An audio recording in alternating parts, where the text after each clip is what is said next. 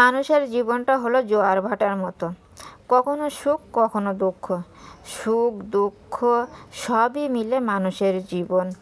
আসসালামু আলাইকুম। Hello viewers, কেমন আছেন আপনারা? আশা করি আল্লাহ তাআলার অশেষ রহমতে ভালোই আছেন। আলহামদুলিল্লাহ, আমিও ভালো আছি। বরাবরের মতো আজও আমি আপনাদের মাঝে চলে আসলাম নতুন দিনের নতুন আরেকটি ভিডিও নিয়ে। আমার ইউটিউব চ্যানেলের পক্ষ থেকে আপনাদের সকলকে জানাই আন্তরিক অভিনন্দন এবং মোবারকবাদ। চলুন আজকের ভিডিওটি শুরু করা যাক। আজ ভিডিওটি আমি শুরু করলাম এই যে সকাল থেকে। সকালে একটু হাঁটতে বাইরে হলাম, বেরিয়ে দেখি কতগুলি রাজহাঁস এখানে তাদের মনের ইচ্ছা মতো বিচরণ করছে। এটি আবার আমার দেখে হয়তো ক্যামেরার সামনে কিছু একটা বলতে এসেছে, তা না বললো না, চলে গেল। আর ওরাও জানি কিছু একটা বলবে, তা না, ওরাও চলে যাচ্ছে, মুখ ঘুরিয়ে নিচ্ছে, কেউ কিছু বলতে চাচ্ছে না। আর এ দুটোতে এক পায়ে বিশ্রাম নিচ্ছে। দেখুন কত সুন্দরভাবে সবাই এবার উঠা থেকে উঠে পড়লো বসা থেকে। আর এ সাইডে আছে কিছু পাতিহাঁস। এই সব মিলিয়ে এই অসাধারণ একটি দৃশ্য দেখুন, খোলা মাঠে এই যে হাঁসের বিচরণ, এটি কার না ভালো লাগে, তাই না? খোলা মাঠে হাঁসগুলি কত সুন্দরভাবে বিচরণ করছে, এটা আমার খুবই ভালো লাগলো, তাই আপনাদের মাঝে আমি উপস্থাপন করে দিলাম। আর এই যে দেখুন দৃশ্যটি, যেটা আমাদের গ্রাম বাংলার ঐতিহ্য। দেখুন সবুজ শ্যামলিমা কত দিগন্তহারা মাঠ। এই মাঠটি দেখে আমি আপনাদের সাথে শেয়ার না করেই পারলাম না। দেখুন চতুর সাইডে শুধু মনে হচ্ছে সবুজ একটি কার্পেট বিছানো, সবুজে আমাদের জমিনটা মুড়িয়ে আছে। কত সুন্দর একটি অপরূপ দৃশ্য, তাই না? কত সুন্দরই লাগছে দেখতে। এটাই তো আমাদের দেশ, এটাই তো আমাদের বাংলাদেশ, সবুজ শ্যামলিমাময় বাংলাদেশ। যাই হোক, ফিরে আসলাম বাসায়। ফিরে এসে যে দুপুরের রান্না বান্না থেকে আবার শুরু করলাম। দুপুরে রান্না করা হবে, এই দেখুন দুপুরের জন্য রান্না হবে, এটা আমরা বলি চাল কুমড়া, ওই যেটা দিয়ে বড়ি দেওয়া হয় সেইটা। এটা হচ্ছে ছোট জালি অবস্থায়, এটা ভাজি করে খেতে অনেক মজা লাগে। এইটাই আজকে নিয়ে এসেছে বাজার থেকে। এখন এইটা কুচিয়ে সুন্দরভাবে ভাজি করা হবে। এই দেখুন ভিউয়ার্স, আমার কুচানো শেষ। কত সুন্দর লাগছে না? কত সুন্দরভাবে কুচিয়ে নিয়েছি। এইটা ভাজি করলে অনেক সুন্দর লাগে আমার কাছে, তাই এটা আজকে ভাজি করা হবে। আমার খুব ভালো লাগছে। আর এইগুলোকে বলা হয় পল্লা কিংবা ধুন্দল, যে নামেই চেনেন, আমরা বলি পল্লা। এটাও নিয়ে এসেছে বাজার থেকে। এটাও এখন কেটে নেব রান্না করার জন্য। এই দেখেন কেটে নিয়ে এসেছি পল্লাটা। আমরা এইভাবেই কাটি। ভিউয়ার্স, এটাকে আপনারা কী বলেন প্লিজ একটু কমেন্টে জানাবেন। কেউ পল্লা, কেউ বলে ধুন্দল, আপনারা কী বলেন সেটা একটু জানাবেন। আর এই যে মাছ নিয়েছে 2 রকম, এগুলো ফ্রিজে ছিল।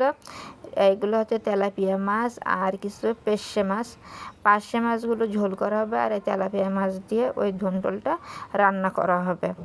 আর তারপরে এই যে তরকারি কাটা শেষ, মাছ ভিজে দিয়ে আসা হয়ে গেছে। তারপরে এই যে মশলাগুলো বেটে নেওয়া হচ্ছে। আমরা মশলাগুলো কিন্তু শিলপাটায় বাটি। এই শিলপাটায় যদি মশলাগুলো বাটা হয় তার টেস্টই কিন্তু আলাদা হয়, তাই আমরা সবসময় শিলপাটাই মশলাগুলো করি। তা ভিউয়ার্স, যারা এই পর্যন্ত আমার ভিডিওটি দেখে এসেছেন, এই ভিডিওটি ছোট্ট একটা লাইক করে প্লিজ কন্টিনিউ করবেন, যাতে আমি আপনাদের সামনে আরও নতুন নতুন ভিডিও উপস্থাপন করতে পারি। আপনাদের ছোট্ট একটা লাইক আমার ভিডিওটা অনেকের কাছে পৌঁছে দিতে পারবে। আর অনেকের কাছে পৌঁছাই দিলে আমার ভিউজ বেশি হবে, তাই দেখে আমি আপনাদের জন্য নতুন নতুন ভিডিও তৈরি করতে ইন্সপায়ার্ড হব ইনশাল্লাহ। তাই আপনাদের কাছে আমার একান্তই রিকোয়েস্ট, আপনারা আমার ভিডিও একটি লাইক দিয়ে কন্টিনিউ করবেন। আর আপনাদের গুরুত্বপূর্ণ মতামত কমেন্ট সেকশন আমার অলওয়েজ টাইম খোলা আছে, কমেন্টের মাধ্যমে জানাবেন। আর যদি কোনো জায়গায় ভালো লেগে থাকে তবে সাবস্ক্রাইব করে আমার সঙ্গে থেকে যেতে পারেন। ইনশাল্লাহ আমি আপনাদের জন্য নিত্য নতুন ভিডিও উপস্থাপন করব ইনশাল্লাহ। এই যে দেখুন কথা বলতে বলতে পেঁয়াজগুলো আমার পেস্ট করা হয়ে গেছে। এখন নিলাম কিছু রসুন। শিলে যদি বা মশলা করতে একটু কষ্ট হয়, তারপরও শিলে মশলা করলে এইভাবে পেস্ট করে যদি রান্না করা হয় তার স্বাদটা কিন্তু অনেক বেড়ে যায়। যতই বলেন যে ব্লেন্ডারে ব্লেন্ড করে রান্না করবেন, গ্যাসের চুলায় রান্না করবেন, সেটা কিন্তু তেমন একটা স্বাদ দেয় না। এই স্বাদ দেয় কাঠের চুলায় রান্না করলে, তারপরে এই যে শিলপাটায় মশলা করে রান্না করলে সেটা কিন্তু অনেক স্বাদ দেয়। আমি তো বিভিন্নভাবে বিভিন্ন রকম এক্সপেরিমেন্ট করে দেখেছি। এই যে শিলপাটার মশলা এটা 1000 গুণে ভালো, আর গ্যাসের চুলা রান্না থেকে এমনি চুলার রান্না অনেক ভালো। যাই হোক, মশলা গুঁড়ি করার শেষ। আর এখন সেই ওই যে চাল কুমড়া বলি আমরা যেটা, সেটা এখন ভাজি করা হবে। মশলা দিয়ে সুন্দরভাবে করে নেওয়া হয়েছে। আর এখন আবার ওই যে তেলের উপরে দেওয়া হয়েছে, তেলের উপরে পেঁয়াজ, রসুন আর ইত্যাদি যে মশলাগুলো লাগে সেই মশলাগুলো দিয়ে সুন্দরভাবে উল্টে পাল্টে সুন্দরভাবে ভেজে নেবো। এটা একটু বেশি সময় ধরে ভাজতে হয়। আর একটি জিনিস ভেজ, এতে কিন্তু কোনো পানি ইউজ করতে হয় না। তারপরে এই যে সেই মাছগুলো ঝোল করা হবে। সমস্ত মশলা কষিয়ে এখন পানি দিয়ে দেওয়া হয়েছে। পানি দিয়ে সমস্ত মশলাগুলো সুন্দরভাবে এখন মিশিয়ে নেব। মিশিয়ে নিয়ে তারপরে কিছুক্ষণ আমি ঢেকে দেব। ঢেকে দিলে এই যে ঢেকে দিলাম, ঢেকে দিয়ে তারপরে মাছগুলো এই যে গরম হয়ে গেলে দিয়ে দিছি। এখন মাছগুলো আজ একটু মানে 5-7 মিনিট একটু ঢেকে জাল দেব। দেওয়ার পরে আমার রান্নাটা কমপ্লিট হয়ে যাবে। এই দেখুন, মাছটা আমার কমপ্লিট হয়ে গেছে, একটু ঝোলও কমে গেছে। কত সুন্দরভাবে আমার মাছটাও রান্না শেষ। তা ভিউয়ার্স, আমার ভাজি মাছ রান্না শেষ। এখন শুধু রান্না করতে বাকি আছে সেই পল্লাটা।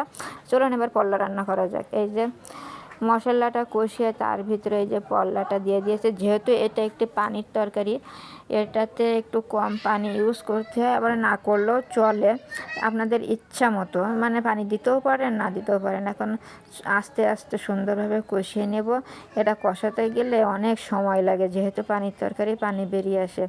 এই দেখুন কতটা পানি বের হচ্ছে। মশলা দিয়ে তারপরে পল্লাগুলো দিয়ে সুন্দরভাবে কষিয়ে নিচ্ছি।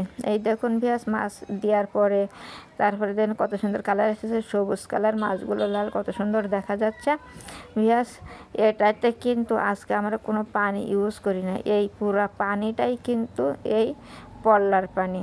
তা কেমন হলো ভিউয়ার্স আজকের এই রান্নাগুলি? আপনাদের কাছে যদি কোনো মতামত থেকে থাকে তবে প্লিজ আপনারা কমেন্ট সেকশনের মাধ্যমে জানাবেন। আপনাদের একটি কমেন্ট আমাকে আরও ভিডিও বানাতে উৎসাহিত করে, আর আমি কিন্তু আপনাদের সমস্ত কমেন্টের রিপ্লাই দিয়ে থাকি। যাই হোক, আজ আবার বাজার থেকে কিছু নিত্য প্রয়োজনীয় জিনিস নিয়ে আসলো, যেগুলো শেষ হয়ে গেছে প্রয়োজনীয়, তাই সেগুলো এখন আমি বাইর করছি। এগুলো এখন গুছিয়ে রাখবো, যেহেতু আনতে আমাদের বাজার সবসময় দুপুরবেলায় করা হয়। দুপুরে নিয়ে আসেছে, তাই দেখি কী কী আনলো আজকে বাজার থেকে। এই যে একটা পেস্ট, আর একটা কাপড় ধোয়া পাউডার, আর সরিষার তেল, আর একটা পিঁপড়ে মারার ঔষধ। এগুলো এখন শেষ হয়ে গেছে, তাই নিয়ে এসেছে। এখন আমি এগুলো সব জায়গায় গুছিয়ে রাখবো। আর ভিউয়ার্স, আজ সারাদিনই বৃষ্টি, বাইরে কোনো কিছু করতে পারি নাই। দেখুন এখন বিকালবেলা তাও বৃষ্টি, সকালে ঘুম থেকে উঠে দেখে বৃষ্টি হচ্ছে, আর এখন বিকাল তাও বৃষ্টি হচ্ছে। তা ভিউয়ার্স, আজ এই হলো আজকের ভিডিওটি। কেমন লাগলো আশা করি আপনারা কমেন্ট সেকশনে জানাবেন। এই পর্যন্তই, আল্লাহ হাফেজ, আসসালামু আলাইকুম।